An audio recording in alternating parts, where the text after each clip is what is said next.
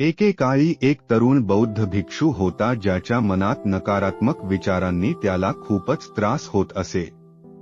त्याला नको असतानाही त्याच्या मनात विविध प्रकारचे चुकीचे विचार येत असत. त्याच्या स्वभावात अतिशय चिडचिड वाढली होती. त्याला सगळ्याच गोष्टींवर राग येत असे आणि दुसऱ्यांच्या प्रति द्वेष आणि तिरस्काराची भावना निर्माण झाली होती. लोकांना वाईट बोलणे आणि मनात नकारात्मक कल्पना निर्माण करणे त्याची सवय झाली होती. त्याच्या मनातील या सर्व वाईट सवयींनी तो खूपच त्रस्त झाला होता. त्याने अनेक मार्गांनी प्रयत्न केले आणि खूप मेहनत घेतली, पण हे नकारात्मक विचार काढून टाकता येत नव्हते. अखेर एके दिवशी तो खूपच त्रासून गेला आणि आपल्या गुरुकडे जायचे ठरवले. गुरु अत्यंत ज्ञानी आणि आत्मसाक्षात्कारी व्यक्ती होते.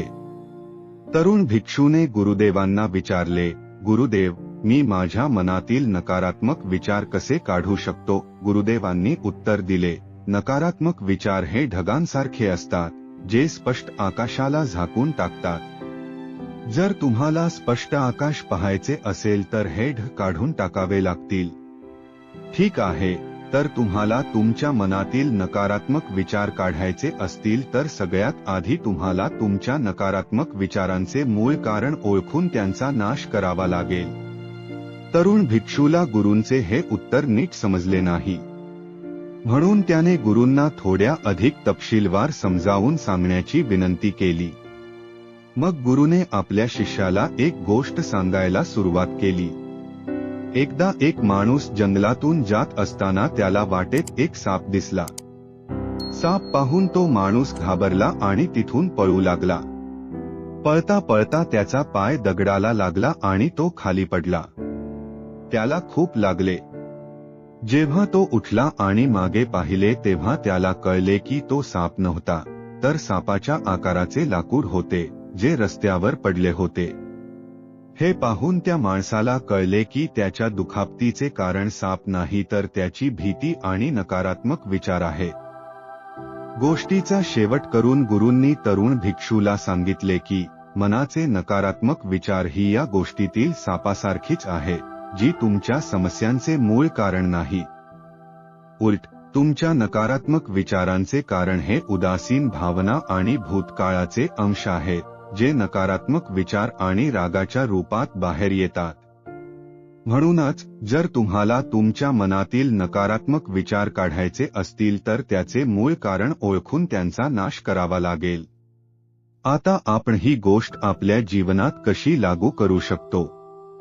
येथे काही व्यावहारिक टिप्स दिल्या आहेत. मनःस्थितीचा सराव करा. तुमच्या विचार आणि भावना जाणून घ्या. तुमच्या आत काय चालू आहे आणि तुमच्या सभोवतालच्या घटनांचे तुम्ही कसे प्रक्रिया करता हे पहा.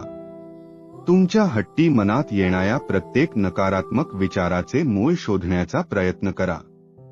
भूतकाळातील वाईट आठवणी स्वीकारा. तुमच्या भूतकाळातील वाईट आठवणी आणि घटना स्वीकारा आणि स्वतःला आणि इतरांना माफ करा. कृतज्ञता व्यक्त करा. तुमच्या जीवनातील सकारात्मक बाजूंवर लक्ष केंद्रित करा आणि तुमच्याकडे असलेल्या सर्व गोष्टींसाठी विश्वाचे आभार माना.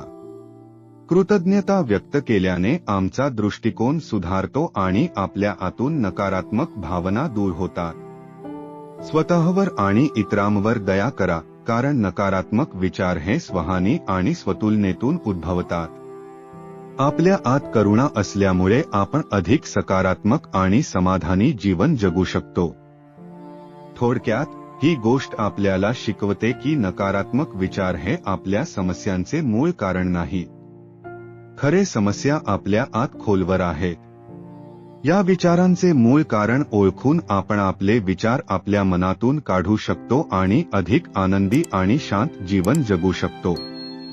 लक्षात ठेवा, या गोष्टीतील सापासारखेच आपल्या बहुतेक विचार हे फक्त एक भ्रम आहे, जे आपण आपल्या मनात निर्माण करतो.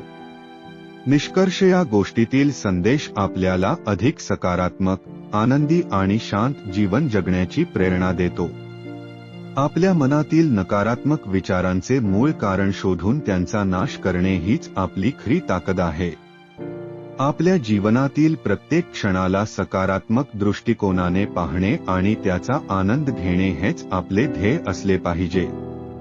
मित्रांनो, नकारात्मक विचारांना आपल्या मनावर वर्चस्व गाजू देऊ नका. त्यांचे मूळ शोधून त्यांचा नाश करा आणि सकारात्मक विचारांनी आपल्या जीवनात प्रकाश आणा. धन्यवाद.